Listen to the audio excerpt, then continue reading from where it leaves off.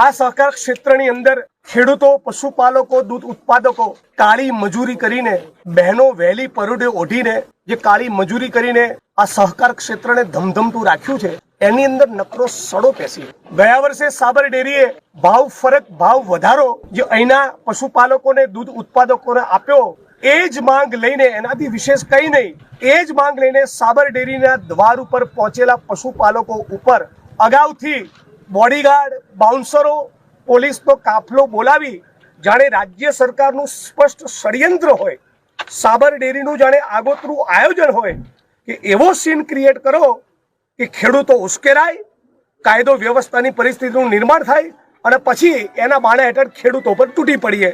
અને એ જ ધંધો સાબરકાંઠાની પોલીસે કમલમ અને ગાંધીનગર અને સાબર ડેરીના ઇશારે કર્યો અને જેનું પરિણામ આવ્યું કે ઈડર તાલુકાના ઝીંઝવા ગામના અશોકભાઈ ચૌધરી નામના યુવાનનું બહુ જ કરુણ મૃત્યુ થયું.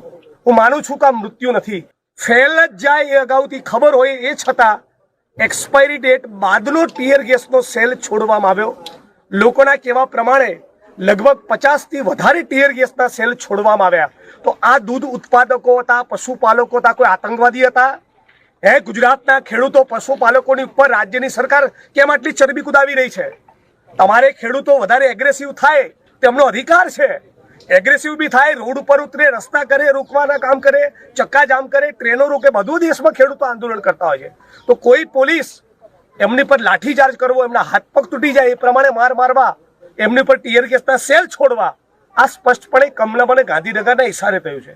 અને એટલે હું માંગણી કરું છું કે પહેલા તો અશોક ચૌધરી, એમના પરિવારજનોને 1 કરોડનું વળતર ચૂકવવામાં આવે, રાજ્ય સરકારને ડેરી બંને દ્વારા 1 કરોડનું વળતર ચૂકવવામાં આવે. એમનું જે મૃત્યુ થયું એ પ્રકરણમાં એક પ્રોપર ક્રિમિનલ ઇન્વેસ્ટિગેશન થાય, ગુનો દાખલ થવો જોઈએ. એના માટે જે પણ પોલીસ કર્મી જવાબદાર હોય એમની ધરપકડ થવી જોઈએ.